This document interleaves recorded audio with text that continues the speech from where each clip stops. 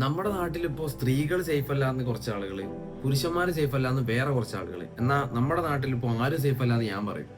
അതിന് കാരണമുണ്ട്. എന്താന്ന് വെച്ച് കഴിഞ്ഞാൽ നമ്മുടെ നാട്ടിലെ നിയമങ്ങളൊക്കെ ഇപ്പോൾ സ്ത്രീകൾക്ക് അനുകൂലമായിട്ടാണ് അവരെ പരിരക്ഷിക്കാൻ വേണ്ടിയിട്ട്. എന്നാൽ അതിലെ ലൂപ്പ് ഹോൾസിന്റെ ഉള്ളിലൂടെ രക്ഷപ്പെടുകയും ഇതിന്റെ ഈ സംരക്ഷണ വലയത്തിന്റെ ഉള്ളിൽ നിന്നുകൊണ്ട് പുരുഷന്മാരെ ഇല്ലായ്മ ചെയ്യാനും നശിപ്പിക്കാനും നാണം കെടുത്താനും വേണ്ടി മാത്രം കച്ച കെട്ടി നടക്കുന്ന ചില സ്ത്രീകളെ പുരുഷന്മാരും, അതുപോലെ ഈ നിയമങ്ങളെയൊക്കെ ദുരുപയോഗപ്പെടുത്തുന്നത് കൊണ്ട് തന്നെ സ്വന്തമായിട്ട് എന്തെങ്കിലും ഒരു ദുരനുഭവം ഉണ്ടാകുന്ന സമയത്ത് അതിനെപ്പറ്റി ബാക്കിയുള്ളവരോട് പറയാനോ പ്രതികരിക്കാനോ പേടിച്ച് നിൽക്കുന്ന സ്ത്രീകളെ ഹരാസ് ചെയ്യാനും കേറി പിടിക്കാനും വേണ്ടിയിട്ട് നടക്കുന്ന പുരുഷന്മാരെ സ്ത്രീകളും എന്തായാലും പേടിക്കണം. കാരണം നമ്മുടെ നാട്ടിലുള്ള നിയമങ്ങൾ സ്ത്രീകൾക്കോ പുരുഷന്മാർക്കോ അനുകൂലമായിട്ടുള്ളതല്ല. അത് ഒരു നിരപരാധിയെ രക്ഷിക്കാൻ വേണ്ടി ഉള്ളതിനേക്കാൾ കൂടുതൽ എഫേർട്ട് എടുക്കുന്നത് ഒരു അപരാധിയെ ശിക്ഷിക്കാതിരിക്കാനും അവനെ ലൂപ്പ് ഹോൾസിലൂടെ രക്ഷപ്പെടുത്താനും വേണ്ടിയിട്ടാണ്. അതുകൊണ്ട് നമ്മുടെ നാട്ടിൽ ഇപ്പൊ ജീവിക്കുന്ന ആളുകൾ എല്ലാത്തിനെയും പേടിക്കണം. ആര് പേടിക്കണം? കയ്യിൽ പൈസ ഇല്ലാത്തവരാണ്.